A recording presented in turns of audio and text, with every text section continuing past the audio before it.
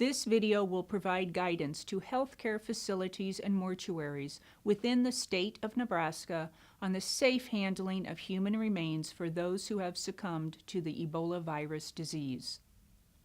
The safe handling of human remains can help to greatly reduce the spread of this disease. A patient diagnosed with Ebola virus disease who passes away is considered highly contagious. At this point, it is very important to remember that although the patient is deceased, the viral load is now at its highest. There is great risk for those who are handling the body to become infected if the proper procedures and barriers are not put into place. Preparing the body for transportation to the mortuary must be done by trained staff in the patient care room as close to the time of death as possible. The Centers for Disease Control and Prevention provides guidance for healthcare and mortuary workers who may handle infectious remains. It is recommended that everyone who may potentially participate in the care of human remains with the Ebola virus disease become familiar with this information, which can be found at the website shown below. The procedure detailed in this video is the Nebraska Biocontainment Unit procedure that includes key aspects from the CDC guidance. It is important to note that this guidance has been adapted as necessary for safe utilization within the Nebraska Biocontainment Unit. PPE should be worn that provides full skin coverage and is impervious to fluids. The Nebraska Biocontainment Unit utilizes PAPR-level personnel protective equipment when caring for human remains. You may consider adding an additional disposable apron at this time. This apron should be removed in the patient care area before the healthcare worker moves to the designated doffing area. Prepare all the items you will need and position them for use in a way that will facilitate the workflow. The following items are required for this process. 1 standard post-mortem bag, 6 mil thick with factory-sealed seams, heat or welded. This bag must be impervious to fluids with the zipper on top. BioSeal, a heat-sealable chlorine-free material that is impervious to fluids. A heat wand. Clamps. Scissors. 2 heavy-duty mortuary bags. These should be laminated vinyl or other chlorine-free material that is a minimum of 18 mil thickness. The bag handles should be riveted on, not sewn, and reinforced with handle straps that run under the pouch. This pouch must be impervious to fluids and have a zipper on top. Hand sanitizer. Medical waste bags. A zip tie. Bleach or EPA recommended disinfectant. 2 hospital gurneys and 2 slide boards. The first slide board and gurney will be used to transfer the body in the BioSeal material into the first heavy-duty mortuary bag. This will facilitate transport out of the hot zone. The second gurney and slide board are for placing the mortuary bag containing the body into the 4th and final layer of containment, a second heavy-duty mortuary bag. The Nebraska Biocontainment Unit utilizes this 4th layer when preparing the deceased for transport to the mortuary. The transfer of the remains into the second mortuary bag occurs at the transition from the warm zone to the cold zone. In order to safely follow this procedure, you will need to assemble 3 patient care teams. 4 staff members in the patient room to prepare the remains. 2 staff members in the warm zone to transfer the remains to the cold zone. And 2 staff members in the cold zone to receive the remains and transport to the mortuary. The BioSeal material should be cut to the appropriate size in a clean area outside of the hot zone. The length of the material should be cut to contain the full height of the patient, with additional material allowing room for sealing of the edges. For example, for a 6-foot patient, cut at least 7 feet of material. It is important to consider the additional space that linens and medical devices may require. When preparing the body for transport to the mortuary, do not remove any inserted medical devices or dressings. Carefully disconnect the machines and move them out of the working area. Keep them inside the patient care room until they can be safely removed and decontaminated. Plug in the heat wand and place it in a safe place. The heat wand will be used to seal the BioSeal material. Prepare the bed and the body for placement into the first 6 ml post-mortem bag. Pull the linens up and around the body.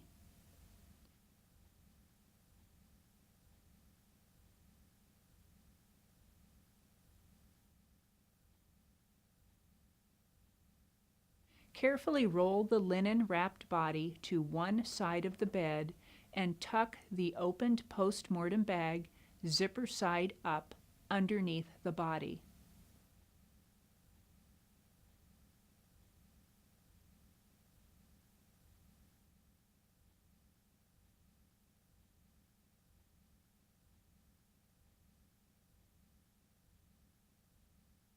Roll the body back to the other side and pull the post-mortem bag through so that it is centered on the bed. The body is then rolled back so that it is centered in the bag.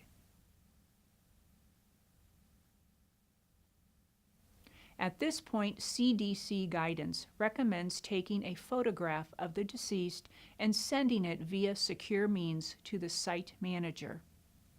Gently zip the post-mortem bag, being careful not to express trapped air, making sure the zipper is securely fastened. Next, prepare to seal the remains using the BioSeal material. Roll the wrapped body to one side of the bed and wipe the mattress and underside of the bag with bleach wipes.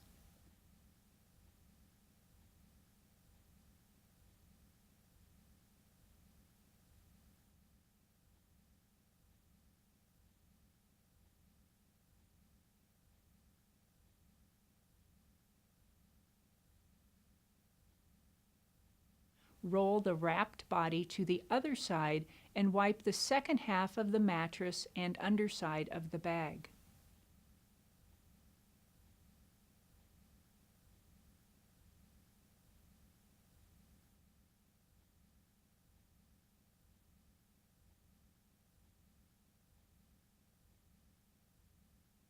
Open the BioSeal and fold the lower half of the material under itself.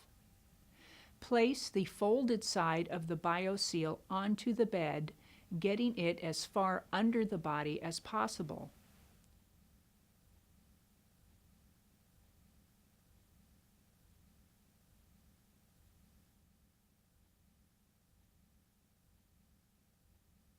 Roll the shrouded body onto the BioSeal. Unfold the BioSeal material and center the body on the bottom half.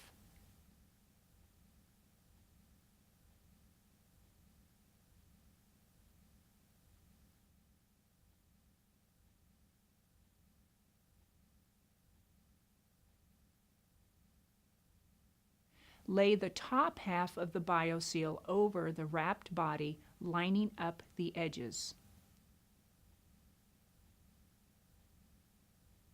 To perform the sealing process, you will need to use the heat wand and the clamps.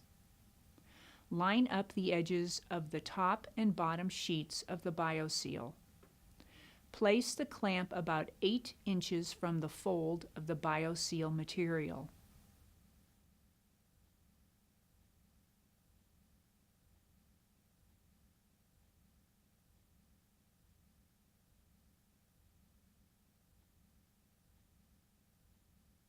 use the heat wand to apply heat and pressure to seal the top and bottom layers together.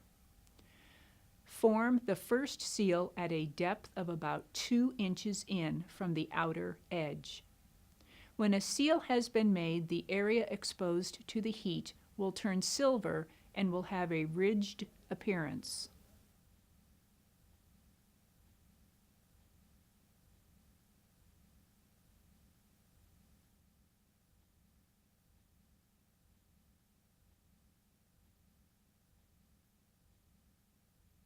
Continue around the perimeter of the bag until all 3 open edges are sealed. Repeat the entire sealing process by creating a second seal parallel to the first at a depth of about 1 inch in from the edge of the BioSeal material. Continue around the perimeter of the bag until all 3 open edges have a second seal. Next, heat seal diagonally across each corner. Place the heat wand at 45 degrees at the corner of the BioSeal material. Repeat this process for all corners. You should make sure that the seal you will create crosses the seals you have previously made. Unplug the heat wand and put it in a safe place within the patient care room to cool. Do not remove the wand from the room until it has been decontaminated during the terminal cleaning of the patient room. Carefully cut down the center of the outer seal. This will remove any excess material from the edges. Wipe the entire top of the sealed bag with bleach wipes. Use caution when disinfecting this bag as the edges may be sharp. Roll the sealed bag to one side and wipe as much of the underside as can be reached.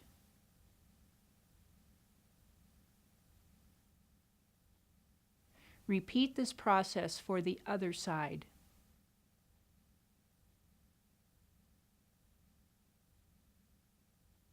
Next, use bleach wipes to thoroughly wipe down all surfaces of the bed.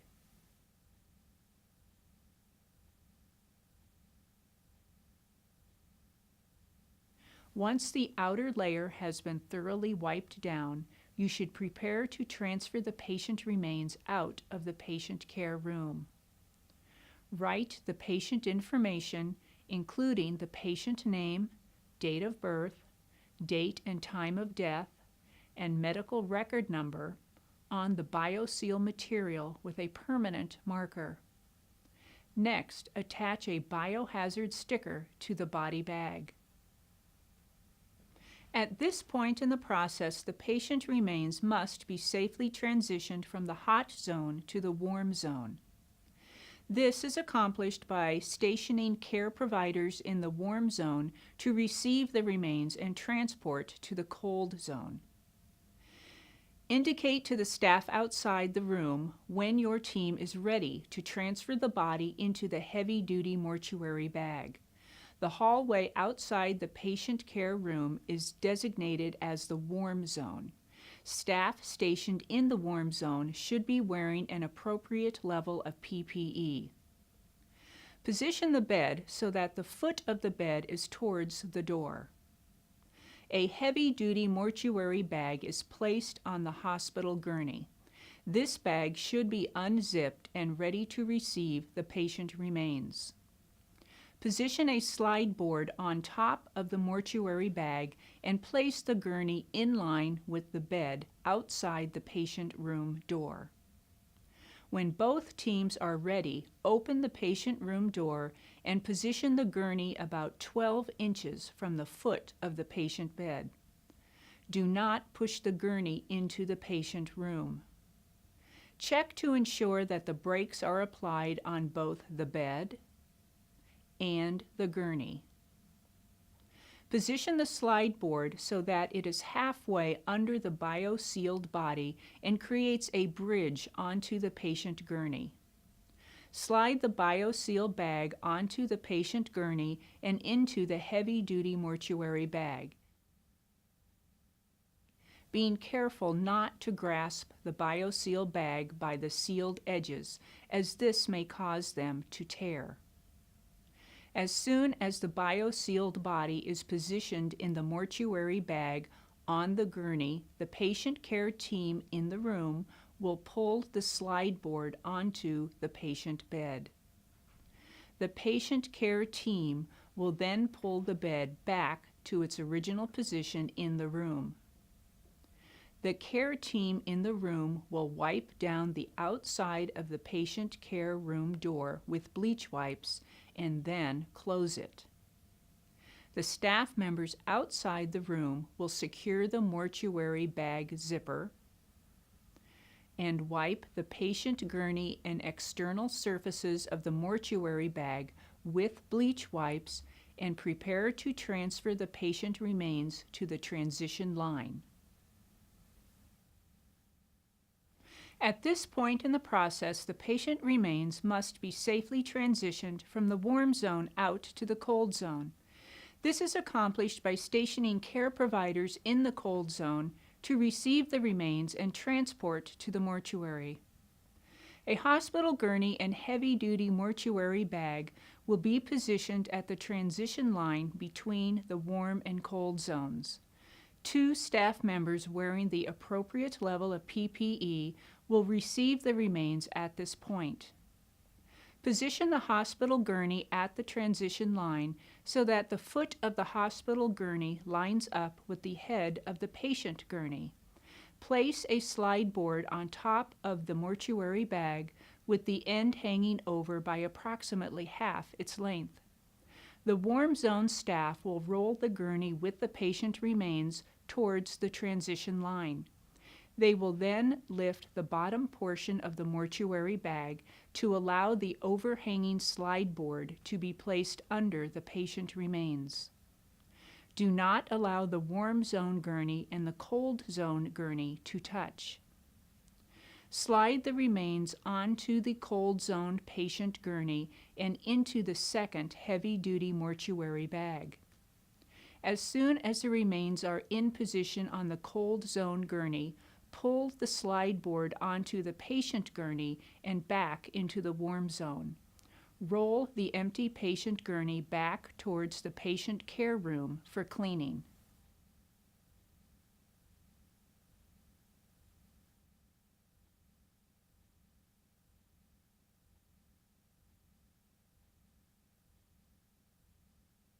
Staff members in the cold zone will secure the mortuary bag zipper using the zip tie.